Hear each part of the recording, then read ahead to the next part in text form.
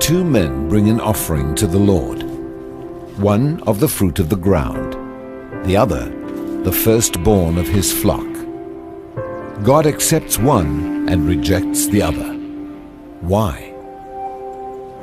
Now Abel was a keeper of sheep, but Cain was a tiller of the ground. And in the process of time, it came to pass that Cain brought an offering of the fruit of the ground to the Lord. Abel also brought the firstborn of his flock and of their fat. The word tells us clearly that the offering Abel brought was the firstborn of his flock. But it doesn't say that Cain brought the first fruits of his crops.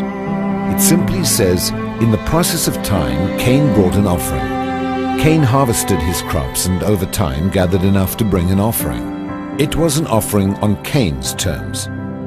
God accepted Abel's offering because it was the first of his increase. Cain's offering was rejected because it wasn't the first of his. Giving the first to God requires faith. When a firstborn lamb is born in a flock, it's not possible to know how many more lambs that you might produce. But Abel gave his firstborn lamb in faith, whereas Cain made sure he had enough for himself before giving to God. Many of us treat God the same way as Cain, making sure we have enough money before we see if there's anything left for God. Even if we give from what's left over, God can't accept the offering because it's not the first fruit. Other stories emphasize this truth. In the account of the fall of Jericho, the Lord gave strict instructions that the Israelites were not to keep any of the spoils from Jericho. All of it belonged to him, the Lord declared. Jericho belonged to the Lord because it was the first city conquered in the Promised Land. It was the first fruits. God withheld his blessing from Israel when one man took some of the spoils for himself. The first belongs to God. There was much more at stake than money when Abraham offered his firstborn son Isaac. When God asked for his son, Abraham didn't wait to have 10 sons before giving Isaac. He gave the first when he only had one to give. Abraham had only the promise of having more sons.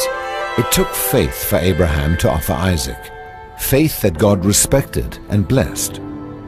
And God did the same for us. He gave his first in the form of his Son, his first and only begotten Son, who was given to us while we were still sinners.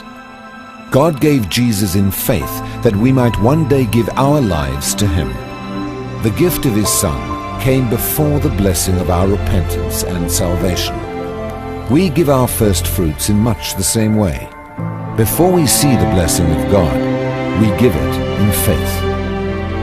Giving the first fruits of your income says to God, I recognize you first. I am putting you first in my life, and I trust you to take care of the rest.